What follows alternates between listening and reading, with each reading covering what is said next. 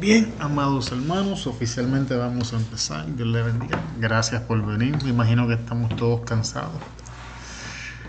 ¿Soso? Ok. Vamos a seguir en el Salmo 23. Con el favor de Dios, hoy espero tocar el versículo 3 y el 4. Sí, ese río de Alfredo. Sí. El 4 es el de Alfredo. El 2.5 y hasta ahí quedaste. Dígame, ¿pueden leer el versículo 3 y 4, por favor? Confortará mi alma, me guiará por sendas de justicia por amor de su nombre. Aunque ande en valle de sombra de muerte, no temeré mal alguno, porque tú estarás conmigo. Tu vara y tu cayado me infundirán aliento. Amén. Vamos a orar. Hoy como la clase es en español, pues entonces voy a orar yo, que siempre se la aviento a ustedes en inglés. Dios y Padre Celestial, te damos gracias por tus misericordias y por tu amor, Señor. Porque todo lo que haces es bueno. Las cosas que entendemos y las que no, Señor, aquellas que comprendemos y van más allá de nuestra comprensión. En esta hora, después de este día de trabajo, te pedimos que tu Espíritu tome el control de la clase, que nos ayudes a tener una clase productiva, que glorifique tu nombre, que tu Espíritu Santo nos ministre y que Cristo sea glorificado. Gracias te damos, Señor, en el nombre de Jesús. Amén, amén, amén. Bien, verso 3, confortará mi alma. Entonces hay dos palabras en esa primera mitad del verso. Tenemos confortar y tenemos alma. Antes de entrar a confortar, vamos a, de manera superficial, ¿qué es el alma? Vamos a empezar por ahí. Dale.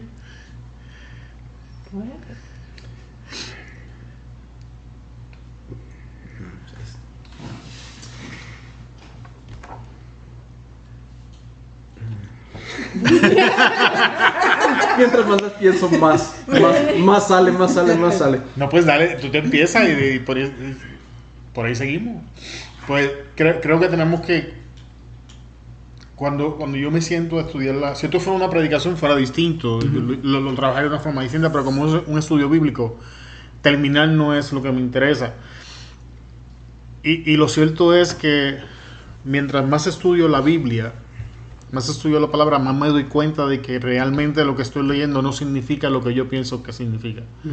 Hasta que entonces me siento y empiezo palabra por palabra a ver qué está diciendo el verso y a los últimos 2-3 años he venido redefiniendo muchas cosas que yo pensé que sabía.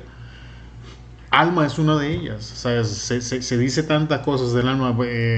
Vamos a simplificarla extremadamente, y de ahí pues tú abundas si quieres abundar.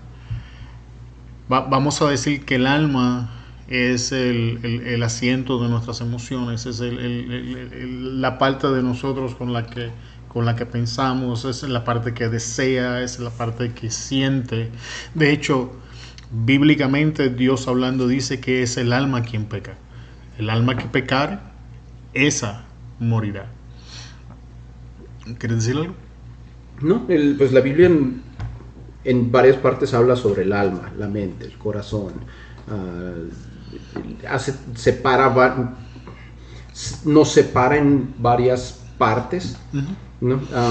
Pero el alma siempre se me ha hecho a mí la esencia de lo que somos. Lo que somos. Casi como algo separado, pero una totalidad a la misma vez. Okay. A mí siempre se me afigura que la alma es lo único que va a sobrevivir en De hecho, el cielo. El alma es eterna. Es lo único que es eterno, ¿no? Entonces es nuestro ser, es como quién soy yo, quién define a Marlo, que es, es la ese, esencia. La esencia. ¿Y tú, mamá?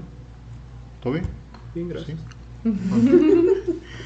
Entonces ya básicamente la razón por la que estoy entrando es que él dice conforta mi alma, así que creo que entender un poco de lo que es el alma es importante, porque sea lo que sea el alma, es lo que está siendo confortado.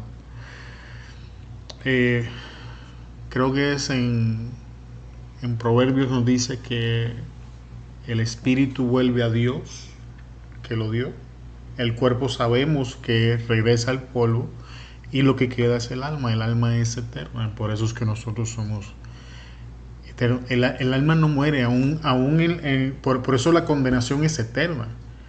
En el día final, cuando Dios establezca el juicio, esa condenación es eterna. Unos van para vida eterna, ¿sabes? Y otros van para condenación eterna. Cuando Dios la hizo, la diseñó para eso. Bien, entonces, ¿qué es confortar?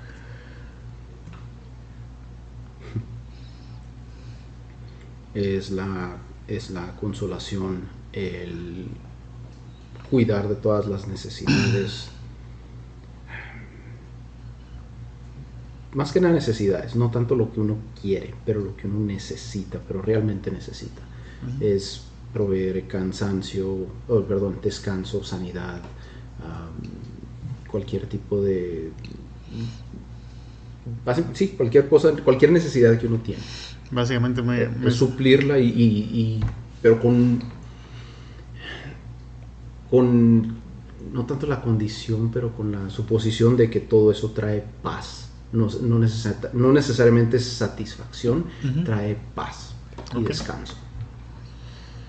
Cuando me senté y busqué la definición, lo que dijiste es que hay en las primeras dos categorías de lo que es la palabra, que es fortalecer, es animar, aliviar el sufrimiento de alguien, especialmente en momentos de dificultad o tristeza. La palabra en sí misma implica no solo una simpatía superficial, habla de una empatía profunda y una acción para restaurar o reanimar el alma. Sabemos que, no recuerdo si es en hebreo, dice que no tenemos un sumo sacerdote que no se...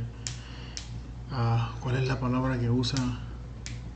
Compadezca de nuestras debilidades, porque Él fue tentado en todas las cosas. Así que cuando Jesús habla del Espíritu Santo, una de las palabras que sale a relucir con el Espíritu Santo es el que conforta. Así que, ¿qué nos está queriendo decir David con el texto? Confortará mi alma. Pues cae en la definición. Va a dar alivio, fortaleza, consuelo a sufrimiento, todo a lo que es mi esencia. No necesariamente a mi cuerpo. No necesariamente el cuerpo. Él está hablando del alma. Y hay una razón para eso.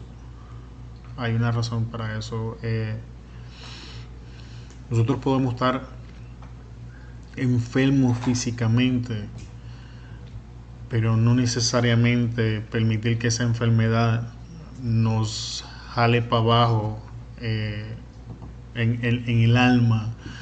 El alma tiene la capacidad de cambiar el estado de ánimo.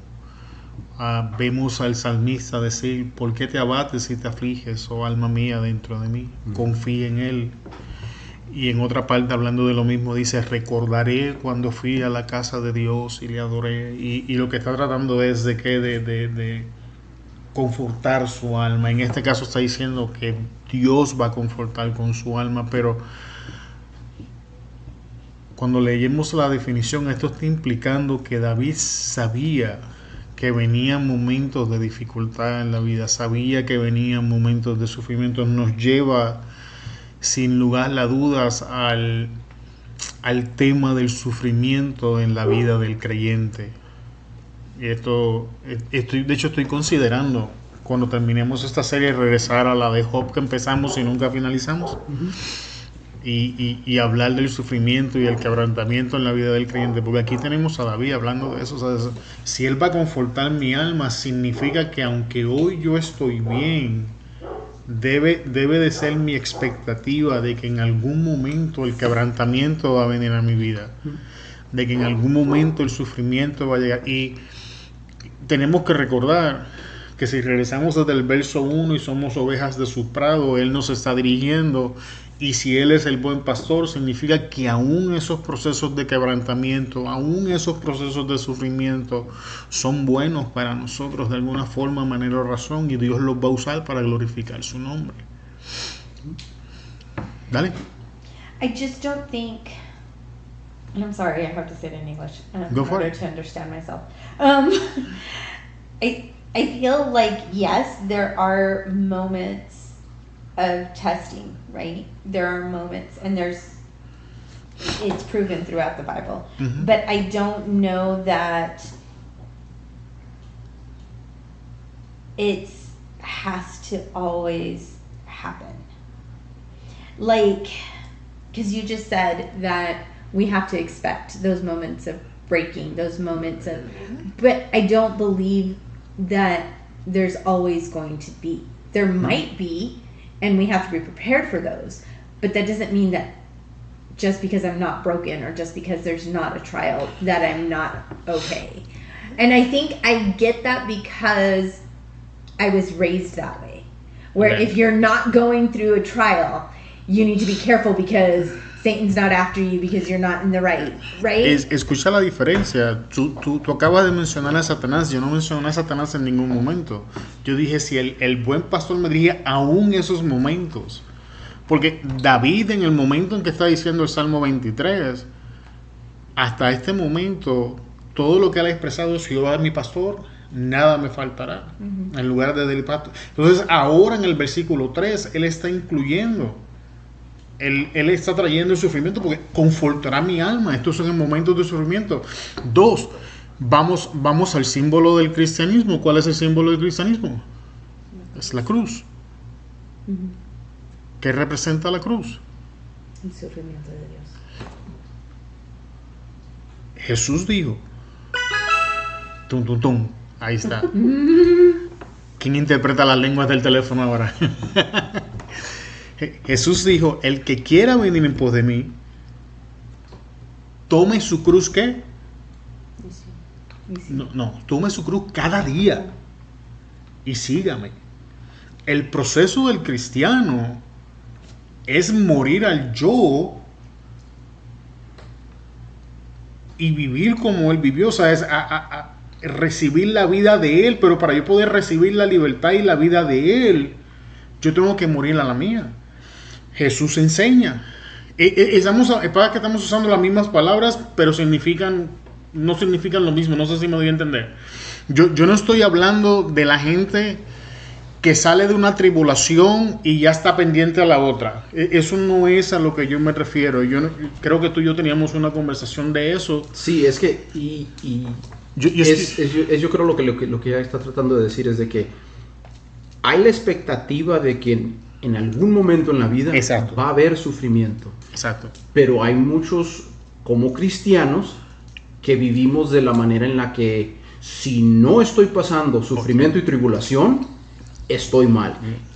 Lo llevan al otro extremo, donde si la cruz no me está matando a lo diario, es que no soy cristiano. Es que no soy suficientemente cristiana, o es porque... Y no es a lo que yo me refiero, ¿sabes? No es a lo que yo quiero llegar. Pero lo cierto es que tenemos la responsabilidad de, uno, tomar la cruz cada día y seguirle. La cruz en sí misma era un instrumento de muerte. Lo que incluye el sufrimiento en la vida del cristiano, que es un sufrimiento constante, yo no creo que haya un creyente que lo pueda resistir. Uno pasa por un proceso y después necesita: Dios, dame un descanso, ya quiero salir de esto se está haciendo largo. No estoy hablando voy a usar esta palabra, a los masoquistas espirituales, no es a eso a lo que me refiero. Pero una de las cosas, voy a citar a John Lennox, que lo expresa de una forma mejor que yo. Él dice: al final de todo lo dicho y hecho, tenemos que llegar a la conclusión de que nuestro mundo está compuesto de belleza y alambres de púa. Es como él lo resume. No digo que que voy a estar buscando el quebrantamiento, que voy a estar buscando el sufrimiento, que voy a estar con la persecución del diablo. No. Lo que estoy queriendo decir es: como tú lo resumiste, ¿sabes? Entender que cuando Dios determina, voy a pasar por ese proceso, ese proceso debe de esperarse. Es parte de la vida del creyente. ¿Se expresó mejor? Incluso, si me puedo adelantar un poco, Dale. en la segunda parte del versículo 3, me guiará por sendas de justicia por amor de su nombre. Sí. Si somos la oveja y Él es el pastor y Él es el que nos está guiando, entonces ¿qué andamos haciendo en valles de sombra de muerte? No nos fuimos ahí, quizá nos metimos ahí por distraídos, pero si Él es el pastor y Él es el que nos está guiando, quiere decir que va a haber momentos donde nos va a guiar por valles de sombra de muerte. So in Matthew 28, or Matthew 11:28, it says, "Come to me, all who are weary and carry heavy burdens, and I will give you rest." He says, "My yoke is easy to bear, and the burden I give you is light." Y yo estoy de acuerdo. So it's, yes, he tells us to take up the cross, but he also tells us that he's going to give it to us, and he's going to make it light for us to carry. That he's Él no está hablando de la cruz, está hablando de su yugo. No talking about. no es lo mismo. Ok, esta es mi pregunta, Malu. Pues yo entiendo tu punto, pero esta es la pregunta que quiero hacer. ¿Qué es lo que nos mete en problema? Nosotros. ¿Qué es lo que nos mantiene atados? Nosotros. ¿A qué es lo que le gusta el pecado? A mí. Entonces, ¿qué es el problema? Yo. Entonces, ¿cuál es la solución al problema? Negarnos a Morir a mí mismo. ¿Sabes? Yo no estoy hablando, yo entiendo, una vez me lo explicó él más o menos, entiendo donde tú vienes de un concepto donde tomaron este concepto de la muerte en el creyente y lo corrompieron al punto. Yo no estoy hablando de ese concepto corrompido, estoy hablando en el ámbito bíblico donde realmente ese es el proceso del cristiano. Día a día, poco a poco, Dios va orquestando situaciones en mi vida que me van a llevar a morir a mí para yo poder ser libre y parecerme más a Él. Como a Él le plazca, en el tiempo que Él entienda, me sigues a dónde voy. ¿Sabes? No, pues, yo recuerdo cuando estaba en la iglesia pentecostal haber escuchado esa enseñanza. Y si uno no andaba atribulado, se atribulaba. Sí, es como No, hablábamos. es que No, sí. así No, así era. No, es como Y hablábamos. luego el otro era, ay, es que estás pasando por eso porque pecaste. Sí, Y le dijeron a mi mamá eso cuando le tocó cáncer. Y le digo, ¿quién te crees tú? I mean, it's like. Hop. Eso, sí te entiendo. It's a very, No, sí te entiendo. Pero y entiendo, pero sin embargo, no podemos cerrarnos a la realidad bíblica del tópico, porque lo cierto es que si yo no entro en este proceso de morir a mí mismo, tengo problemas porque estoy resistiendo al Espíritu Santo, porque la obra del Espíritu Santo en mi vida es formar a Cristo. Para formar a Cristo es triste y lamentable. ¿Sabes cuál es la herramienta que Dios usa? El sufrimiento, el quebrantamiento. Que la enseñanza ha sido corrompida, estoy totalmente de acuerdo. Estoy de acuerdo contigo. Pero no es de lo que estoy hablando. Alfredo y yo en la clase la vez pasada nos fuimos a la cocina y estábamos hablando de donde no te bajan, de miserable pecador, y cuando la Biblia dice que eres santo, que eres hijo de Dios, que tienes una identidad, que eres criatura nueva. Y son todos los extremos a donde un lado se va, y entonces nosotros nos inclinamos al otro extremo, que tampoco es bueno. Tenemos que mantenernos en el... Creo que de ambos lados del camino hay peligro si no salimos. No sé si me entiendes. Bien. Entonces, tardamos más en la primera mitad de lo que yo pensaba. Te dije que medio versículo no pues, creíste. pero vamos mejor que en la clase anterior. La clase anterior en 1 hora vimos medio versículo. Me guiarás por senda de justicia. Bien. Aquí va el punto que estaba haciendo Alfredo. ¿Quién está guiando? El pastor. El pastor está guiando. Y creo que esto es importante. Porque a veces Y esto yo lo vi mucho en la iglesia cuando estaba en el otro lado de la iglesia, cuando seguir mencionando denominación. De que por alguna razón, cuando la persona entraba en pecado, como decían entre comillas, cayó de la gracia, por alguna razón limitaban a la guianza de Dios en la vida de esta persona. Yo pienso, podemos entrar en el debate, si yo entiendo lo que la Biblia me dice de Dios es cierto. Dios es todopoderoso. Amen. Amén. Dios es omnisciente. Amén. Amen. Dios es soberano. Amen. Amén. Si esas cosas son ciertas, Dios nunca ha dejado de estar en el control. Jamás. Jamás. Y aún cuando Él me deje tomar mis decisiones, Él está en control del camino por el que yo voy. Aún cuando yo me aparté por mi camino, Dios, si yo soy un hijo de Dios, y volvemos a la conversación de la vez pasada del hijo pródigo, si yo soy un hijo de Dios, Él va a orquestar los eventos para que yo recobre mis sentidos y traerme de vuelta a casa. En la historia del hijo pródigo no hay ni un solo momento donde se dice que el hijo pródigo dejó de ser hijo. De hecho, cuando él piensa de sí mismo, ¿qué es lo que dice? La casa de mi padre. La casa de mi padre. O sea, es Dios, pues, sí, vamos a tomar esa parábola de ejemplo para seguir en esto de que Él es el que guía. ¿De quién es la idea de irse de la casa? De él. El hijo. ¿Cierto? ¿Quién tenía el poder para detener esa decisión? El Padre. Sin embargo, no es lo que vemos. El padre pudo decir, pues si te quieres ir, vete sin un centavo o no te vas, pero no es lo que el padre hace. ¿Qué hace el padre? Yo te voy a dar vamos a hacerlo, vamos a dejarte que tú corras la tuya.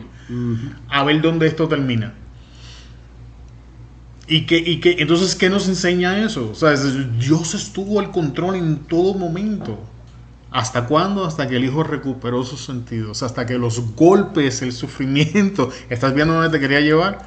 Los golpes y el sufrimiento hicieron que él recobrara sus sentidos y dijo, no, ¿para qué yo estoy haciendo? Si en la casa de mi padre hasta los jornaleros viven mejor de lo que yo estoy viviendo.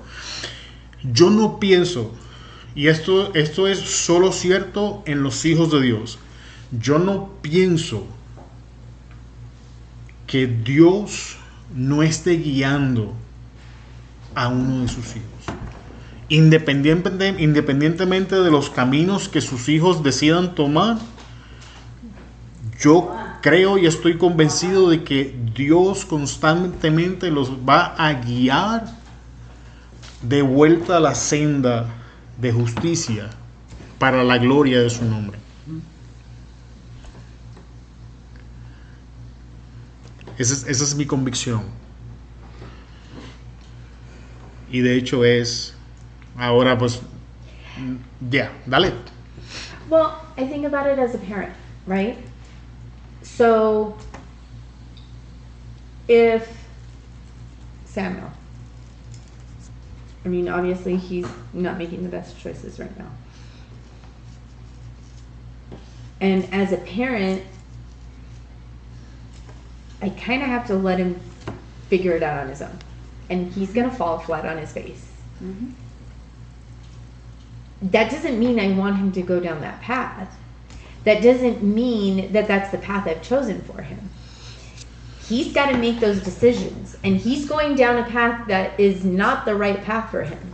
It's not the path that I have chosen, or, you know, and then obviously I'm thinking earthly because, right, I'm bringing down parenting. But so, and I feel like God's the same, right? He's our Father. And sometimes He knows that the only way we're going to learn is by going down that path that He doesn't want us going down. And yes, He's in control because He's God, but He lets us do the stupid things. I don't deny that part. I didn't deny that part. But it's not necessarily the path that He's chosen for us. And it's not necessarily all things work together for good of those who love Christ Jesus, right? All things, even the stupid things that we do that we're not supposed to be doing. But that doesn't mean that we couldn't have gotten to that point without going through that stupid thing. That's our human nature. That's him giving us that free will. Like he's saying, look,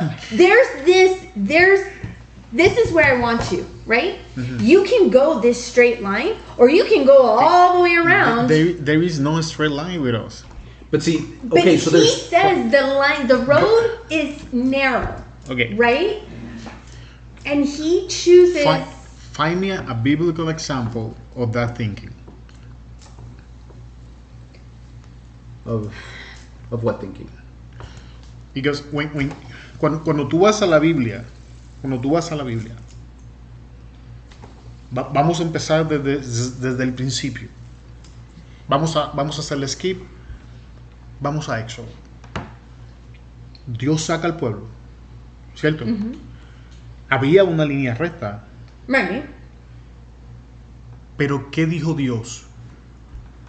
En vez de llevarlo por la línea recta, dijo, los voy a llevar por este camino para que no pasen por aquí y no vean esto.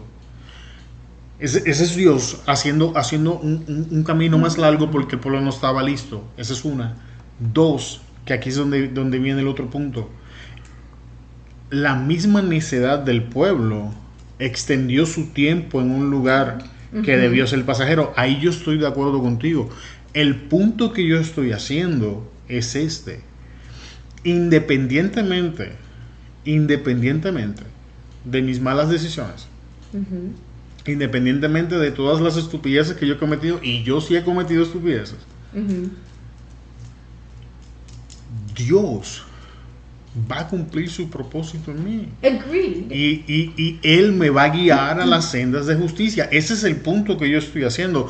Si era, voy a poner entre comillas, si era su voluntad perfecta para mi vida, no.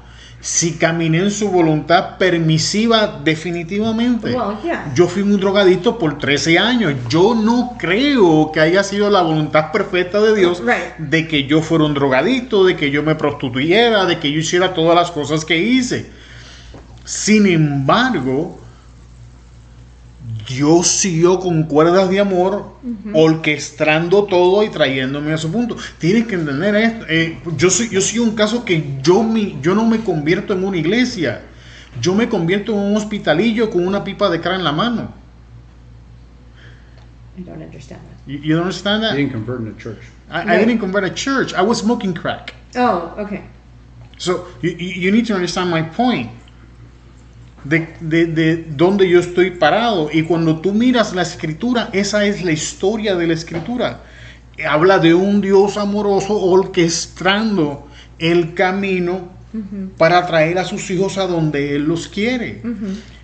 Y Ahora estás diciendo que puedes ir from point A to point B in a straight line, right? Well, I mean, it was a figurative No, speech, I- but I- yeah. Pero ayer estábamos hablando de la disciplina. Right. Yo no tengo disciplina No. porque a mí no me enseñaron de niña. Crecí mi niñez y mi adolescencia sin disciplina. Right. Por ahora no tengo disciplina. A ti te disciplinaron. Y como eres quiera, no la tengo. Exacto. O sea, tus papás te enseñaron a disciplina para que tú fueras disciplinada en tu cuando fueras mayor. Pero aún así no lo eres. O sea, tú te fuiste y ahora estás batallando con eso. Yeah. No sé si ves por dónde voy de... No, es que ella está mostrando la forma de con Sam. De que tú no quieres que tome malas decisiones. Tus papás hicieron lo correcto en enseñarte la disciplina. Como lo hicieron, no sé. Pero a ti te la enseñaron. Y aún así no eres disciplinada. Ok. Pero, bueno, Dale. yo creo que hay ciertas lecciones que no importa quién o cómo te las digan, nomás las vas a aprender Haciéndolo. a golpes. Es todo. Yeah. Y no te voy a decir incluso se puede decir que son diferentes para diferentes personas, pero hay ciertas, y no se me puede ocurrir una exactamente, donde vas a tener que hacer el error para entenderlo. Oh, I know, Pero, I did them. Ahora, pero de eso estamos hablando ahorita también, de cosas, de la lección que vas a aprender siendo que tú tomaste el mal camino. Tienes que tomar el mal camino para aprender la totalidad de las consecuencias de tus acciones. Y no puedes llegar del A al B sin darle la vuelta a todo el abecedario antes. Ahora, el chiste es que en esta escritura no está hablando tanto del cometiste un error y el error es el que te va a corregir y las consecuencias del error ese dolor es el que te va a traer de nuevo a Dios. La escritura, el Salmo 23 está hablando que desde un principio Dios, no te fuiste a ningún lado, anduviste por las sendas de justicia, no te separaste de las sendas de justicia y aún así vas a necesitar que conforte tu alma y vas a pasar por valles de sombra de muerte. Y no es necesariamente porque estás haciendo algo mal, es nomás porque te va a suceder la vida. But the thing is he says, even though I walk, he's not even talking about I'm walking through. He's saying even though. So it's not even like, he's saying, even if that were to happen, it's kind of like what we were talking. Okay, but what he's talking about isn't about you making a mistake. There's going to be darkness in your life just because life happens. Right. You are going to walk through a valley of the shadow of death the day you lose one of your parents. Right. We both have. We know what it feels like. Did we do something wrong? No. Did our parents do something wrong? No. Nobody did anything wrong. Right. Life just happened. And that's where you find yourself walking through a valley, in this case, of the literal shadow of death, because death has cast a shadow on your life, which is irrevocable. But even in that moment, He will be with you, He will comfort your soul, and He will guide you. okay. And that's kind of what the scripture is getting to. It's not so much I messed up, and now He's guiding me back to His paths, or although the next one is exactly what it starts, it even throws that in. But this part of the scripture is just talking about, listen, you're going to come from me because suffering is going to come, whether it's because of something I do or whether because just life happens. Suffering is going to come, and when it does, I know you'll be with me. I know you will come for me. I know you'll guide me through the path I need to go down. Even if the path looks dangerous and dark and as horrible as I can imagine. And it might be my translating in my head. No, creo que vamos a leer la información que yo busqué y quizá vamos a explicar. Pues empecé con el me guiará, pero no hemos discutido qué es la senda de justicia. Y Alfredo está en lo correcto. El contexto bíblico de las sendas de justicia se refiere a un camino de vida que está alineado con la voluntad de Dios.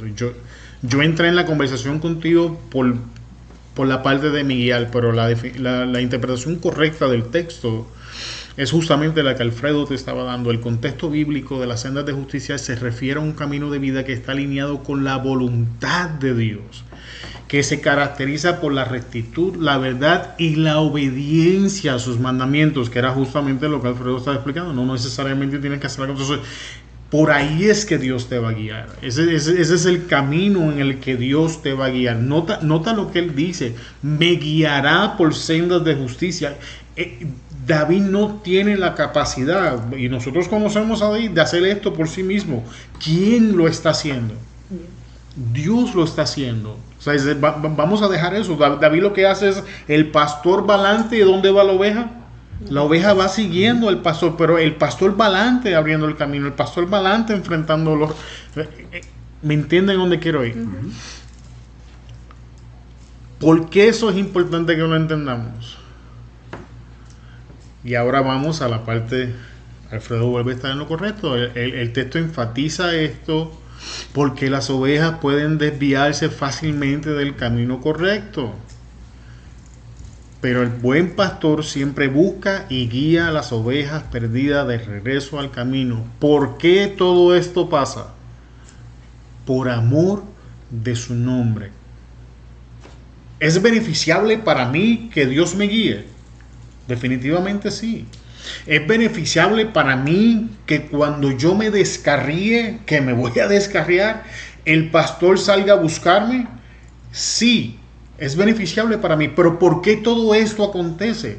Por amor a su nombre. Una de las cosas que a veces no entendemos es que Dios tiene invertido su nombre en nuestra santificación. Dios tiene invertida su palabra en nuestra salvación. Dios tiene invertida su palabra y su nombre en las promesas que nos has hecho a nosotros en Cristo Jesús. ¿Me doy a entender ahora un poco más claro? Porque si no entendemos esta parte, pues íbamos de camino a Kansas en el hoyo. Pero es aquí a donde quiero llegar. Este es el punto que tenemos que llegar. He fixed it for you. Say thank you. Ok.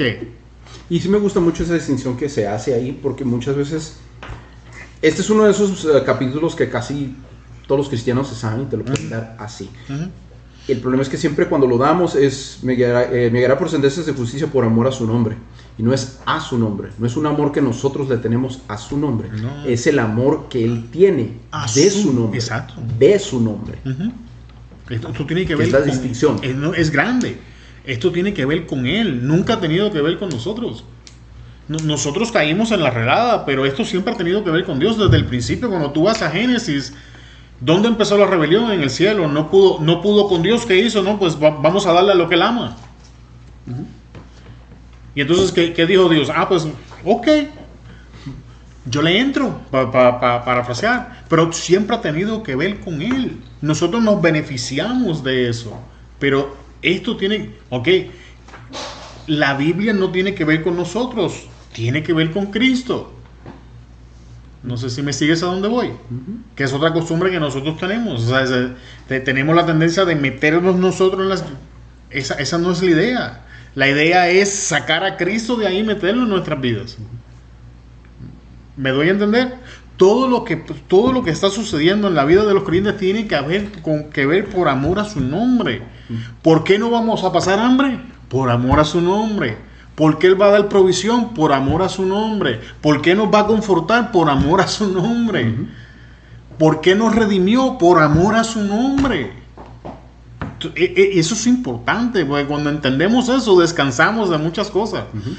De verdad, yo he entrado en un descanso. Ya si me llega la prueba, si no me llega la prueba, ya no me ando persiguiendo. No me ando persiguiendo. Pequé, no pequé. Hice algo malo, hice algo bueno. No, ya no. Lo que sea, Él se va a glorificar en esto. Sí, no, ya. Ahora vamos al texto número 4. Aunque ande en valle de sombra de muerte. Bien, pero ¿alguien sabe exactamente a qué los pastores se referían cuando hablan del valle de sombra y de muerte? Acuérdense que David en sí mismo era pastor. Y él está usando aquí un idioma de pastores. Esto es un idioma pastoral. Y muchas veces nosotros entendemos el valle de sombra y de muerte como una cosa, y cuando me senté a buscar información, encontré que era otra. Ok, a ver, esta sí no lo he oído. No es el lugar donde pasa el pastor con las ovejas, donde no hay agua, no hay comida, están los predadores cerca. Es algo así. Es algo así. Vamos primero a leerte la definición y después te voy a decir la otra parte de la información que encontré. Dice: los valles, especialmente en regiones montañosas, podían ser lugares de peligro para las ovejas, ya que eran propensos a ataques de animales salvajes, tener poco alimento y agua o ser difíciles de transitar. En estos lugares el peligro de morir era constante, ya sea por los animales, los ataques de los animales, las enfermedades o la exposición a las condiciones climáticas. Y cuando seguí leyendo cómo terminan en esta posición fue lo que encontré interesante. Recuerda que el pastor lleva ¿a dónde a las ovejas? A los pastos verdes y a las aguas. Cuando la provisión en ese lugar se acababa, ¿qué tenía que hacer el pastor? Pasar por ahí para allá. Tenía que mover las ovejas. En ese proceso de transición, lo que estaba leyendo fue lo que encontré sumamente interesante. Dice que de alguna manera los depredadores instintivamente sabían más o menos por dónde tenía que pasar el rebaño para llegar al próximo lugar. O sea, ¿dónde estamos? Estamos en un lugar de ¿qué? De transición. El pastor está moviendo al rebaño de estos pastos que ya se acabaron a los próximos pastos. Y ahora tiene que pasar por este lugar al que llaman Valle de Sombra de Muerte, que fuera porque era estrecho, fuera porque era empinado, fuera por las razones que sea, era difícil de navegar. Como si eso fuera poco, se encontraba ¿con qué? Con los depredadores que ya estaban esperando para tratar de arrebatar las ovejas. Estás viendo el escenario que nos está presentando David. O sea, por ejemplo, mencionaste la circunstancia difícil de perder a un familiar. Yo entiendo que el asalto de las emociones que vienen tras el evento podría catalogarse en eso. Pero más bien, si lo vemos de otra manera, lo que por lo menos yo logro entender del texto es ese momento donde Dios nos quiere mover de este lugar en el que nos encontramos, sea espiritualmente, sea emocionalmente, sea mentalmente, y comenzamos a hacer la transición a ese otro lugar al que Dios nos quiere llegar. Inevitablemente vamos a pasar por un valle de muerte. ¿Me doy a entender? Uh-huh. ¿Dudas, preguntas, comentarios? Se me hace interesante porque nunca lo había oído hablar de esa manera, el versículo es específicamente. No, pues si tú te pones no, porque me puse a pensar desde un principio. Si tú miras el verso, todo el idioma que estamos leyendo procede de la experiencia de David como pastor. David era pastor de ovejas. Sí, entiendo, pero bueno, Dale. Hace la distinción de que este es un valle de sombra de muerte. Que quiere que bueno, por lo menos lo que me dice a mí es que no todos los valles son de sombra de muerte. Correcto. Y es lo que vemos porque en el valle, como dices tú, encuentras varias cosas, pero típicamente, ya sea como personas, ciudades se construyen en los valles y ahí encuentras animales en los valles porque es donde hay protección de los elementos, es donde vas a encontrar más árboles porque todo el agua baja hacia el valle, es donde vas a encontrar agua y por encontrar agua va a encontrar comida un animal, ya sea un animal o un depredador, cualquiera de los dos. Incluso una técnica de cacería es donde ya sea puedes seguir a tu presa o te montas directamente en lo más alto de una montaña viendo hacia el valle y ahí vas a encontrar lo que quieres, ya nomás bajas al valle y lo cazas básicamente. La otra distinción que, bueno, en lo que yo había oído esto es que en el valle lo que echa sombra son las montañas y en este caso no son montañas las que están poniendo su sombra sobre el valle, es la sombra de muerte. David está dando una imagen donde se encuentra en un lugar bajo, completamente rodeado de muerte. Y para salir del valle tiene que cruzar por encima de muerte. Porque un valle ya sea termina en una llanura o si vas a pasar de un lado de la sierra a la otra, tienes que subir por el monte. Entonces, se me hizo muy interesante la manera en la que presentaste. No, pues, o sea, desde el punto de vista de un pastor moviendo un rebaño. Ajá. Pues esta es mi pregunta. ¿No es la imagen que David nos está presentando? Desde el inicio de la historia, ¿quién es el pastor? ¿Quiénes somos nosotros? Las ovejas. Y él es el que nos está guiando y nos está guiando por un valle. Y en el valle, ¿qué es lo que encuentras? Presa. Y tú eres la presa. Exacto. Y entonces, ¿quién es el que protege? El pastor. Pues, ¿no es interesante de que nos compare a nosotros con las ovejas. Yo no sé si te has dado cuenta, pero las ovejas no tienen mecanismo de defensa. No tienen buen intelecto tampoco. No muy buena combinación. Pues yo te voy a decir la verdad, yo no me considero muy inteligente que digamos, así que Somos muy cabezones. yo caigo en la categoría perfectamente. Sí.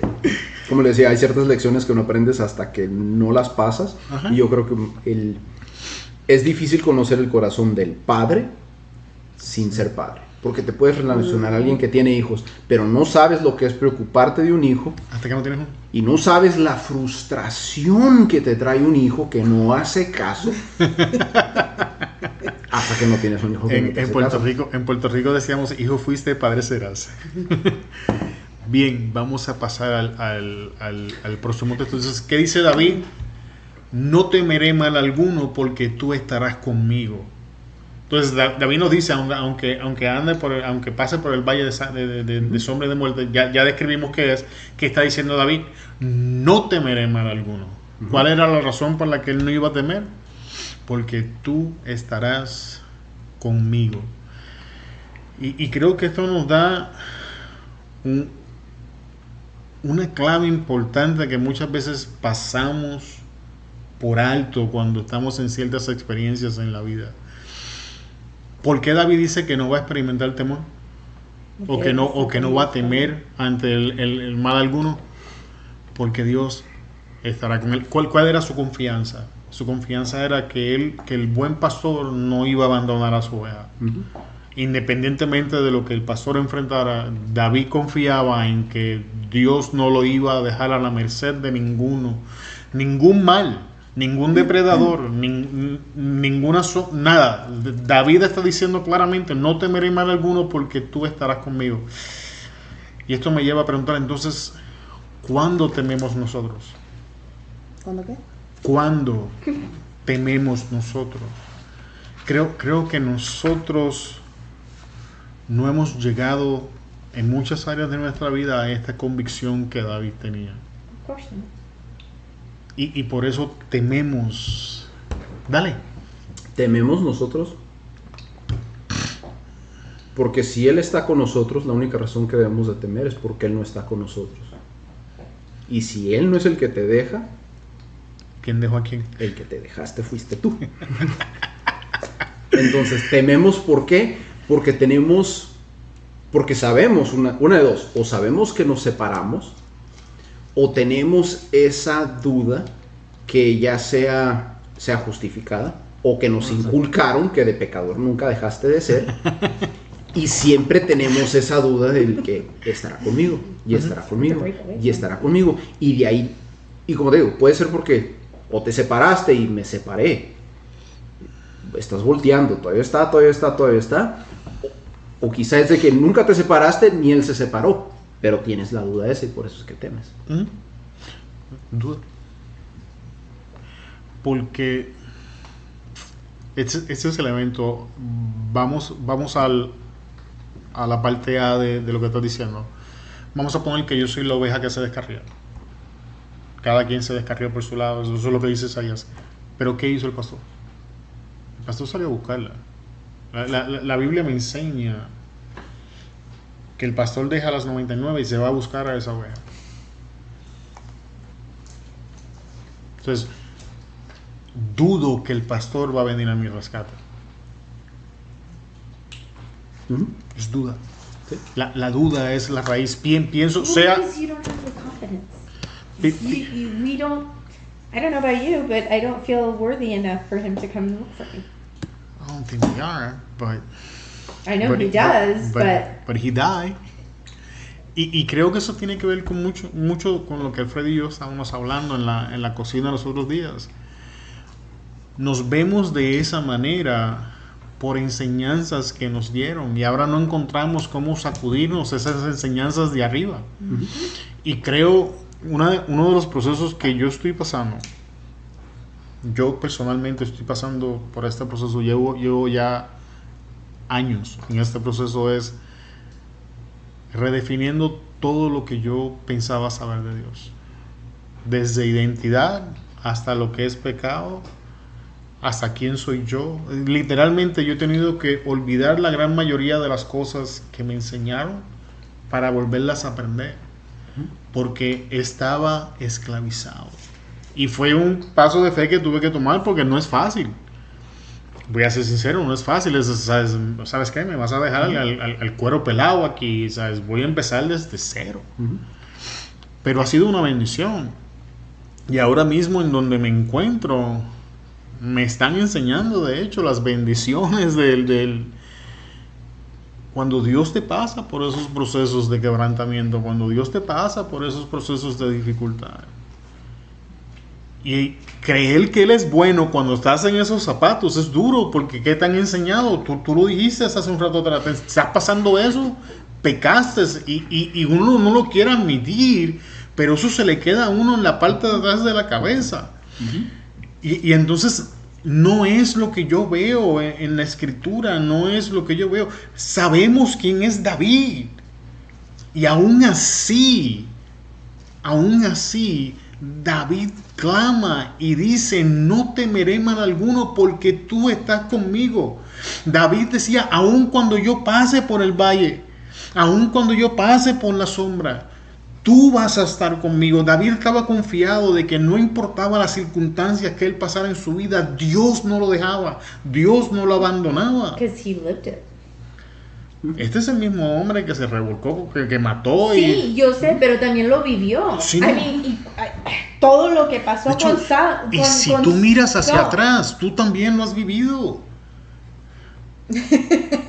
Sí, Dime cuándo Dios te ha abandonado. Dime cuándo Dios te ha dejado. Si tú estás sentada ahí argumentando y peleando conmigo, es porque Dios te ha guardado todo este tiempo. De lo contrario, no estuviéramos aquí. ¿Sabes cómo tú explicas que tú puedas vivir lo que vives cada día, pasar lo que tú atraviesas, hacer las cosas que tú haces, si Dios no está contigo? No se puede. No se puede. Dios no nos abandona, Dios no nos deja. Esa es la realidad bíblica. Ahora, esta es la parte que viene difícil. Aquí es donde hace una de las diferencias entre, si no vamos a... No, y no es lo difícil. Ajá. Eso no es lo difícil, porque si te fijas bien, la manera en la que está escrita esa oración: no temeré mal alguno porque tú estarás conmigo. Fíjate bien el símbolo de puntuación que tiene ahí. Punto y coma. Te va a dar el ejemplo de cómo es que él sabe que Dios está con él. Para allá vamos. La vara y el callado. No el amor, no los sentimientos bonitos que me das, no el hecho de que me está yendo muy bien en el trabajo. No, eso no era. La vara y el callado. Y si sabes lo que son, para allá vamos. Por favor. ¿Por qué quieres empezar? ¿Vara o callado? Empieza con el callado. Okay. Le gusta el callado. No, es que el callado es la más bonita. El callado es la más bonita. El callado es el ven por favor. Ajá. El callado era una herramienta de guía con un extremo curvo que se utilizaba para ayudar a las ovejas a no caerse o para sacarla de situaciones peligrosas. El callado representa la guía amorosa de Dios, su presencia constante y su capacidad de rescatar al creyente de situaciones difíciles. Ese es el callado. O sea, las ovejas eran bien torpes, o sea, son bien torpes, ellas se caen, el peso de la lana las tira, no se pueden levantar, y somos iguales, no hemos cambiado. Y ese es el área amorosa de Dios, donde viene con todo el amor del mundo y nos levanta y dale mi hijo y no descanse. Ahora vamos para el otro lado. Entonces, ¿cómo yo sé que Dios está conmigo? Caigo y me levanto. Me descarrilo y de momento encuentro el camino. ¿Pensamos que esas cosas las hacemos nosotros? No. Es Dios que con su amor viene y nos va jalando con calma y nos vuelve y nos lleva a la senda de justicia que Él ha preparado para nosotros. Pero por eso digo que es el más bonito. El por favor ven para acá, porque con la curva se la ponían ya sea en el cuello a la oveja para jalarla, o en la cintura para jalarla por el cuerpo, dependiendo del tamaño del callado, para jalar a la oveja, pero en una manera así de... Que no la lastimara, así. Ven para acá, me andas desviando, hey, abre los ojos. Es el por favor. Ajá. Es el área nice de Dios. Pero la vara, en el contexto bíblico, la vara era utilizada por los pastores para, uno, defender las ovejas de los depredadores. ¿Sabes? La vara sirve de defensa, pero también sirve para corregir el comportamiento de las ovejas. La vara simboliza la disciplina de Dios, que puede ser necesaria para corregir el rumbo del creyente y protegerlo de sus malas decisiones. Ahora, una de las cosas que hacían los pastores con la oveja, cuando tenían una oveja que era inquieta, que le gustaba andar saltando, que le gustaba andarse descarrilando, agarraban la oveja, agarraban la vara, agarraban una pata y se la quebraban.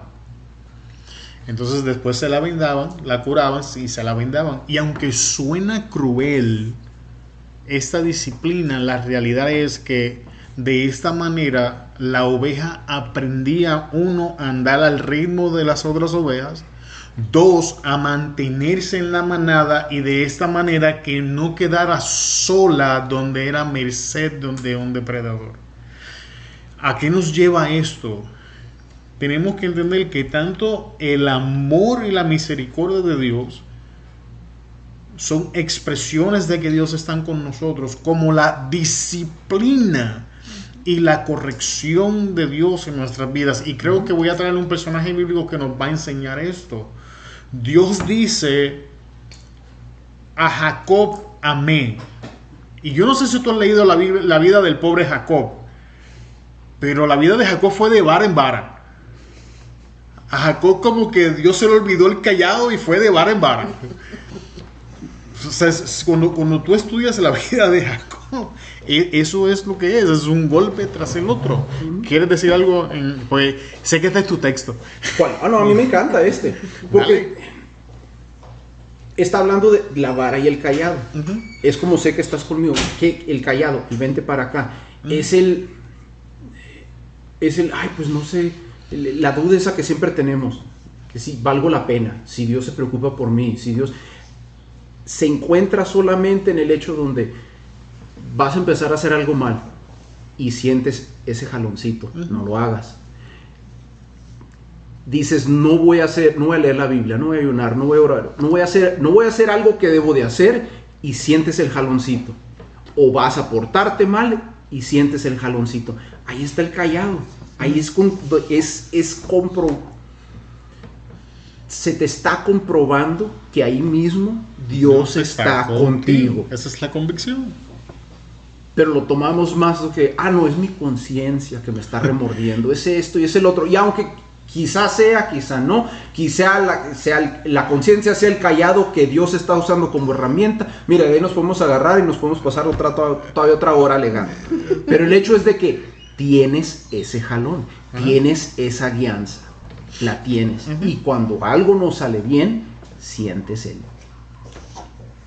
sientes la vara, sientes el haz caso, el tate quieto, el ven para acá. ¿Ves? Él conoce el tate quieto. Sí, el tate quieto.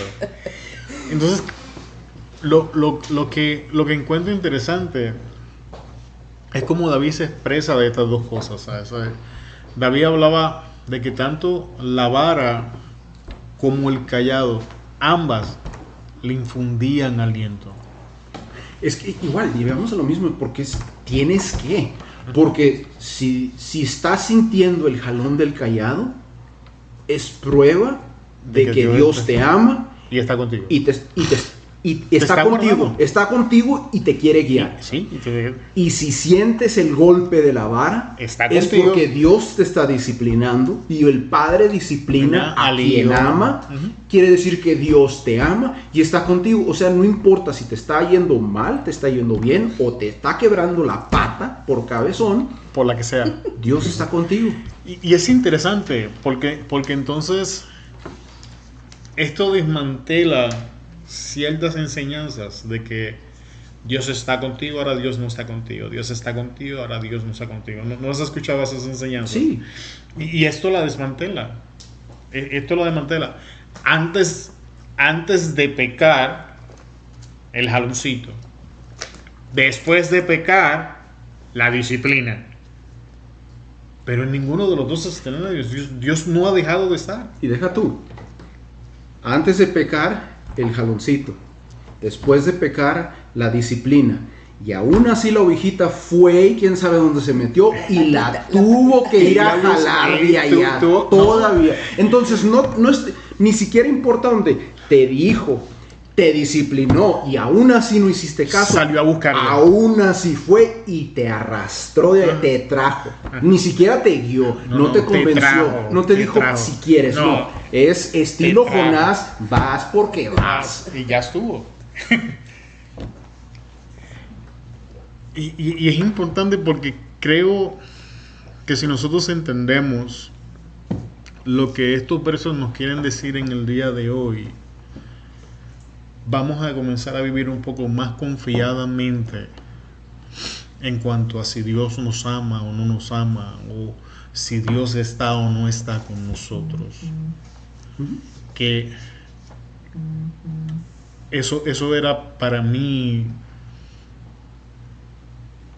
era uno de los problemas más grandes que yo tenía. Recuerdo que en la otra clase estaba testificándoles pues, que yo fornicaba y pues si ya me voy, vámonos VIP. Vámonos VIP, vámonos hasta abajo, como decíamos en aquel entonces.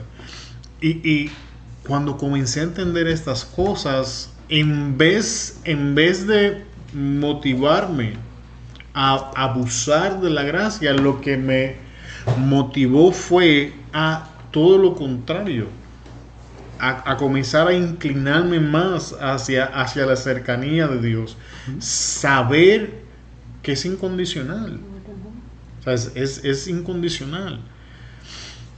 Debe darnos esa sensación de seguridad y de paz, aún en medio de nuestras adversidades, aún en medio de nuestros momentos difíciles, aún en todas nuestras circunstancias. Y le hicimos, y cubrimos los 2 versos en el día de hoy.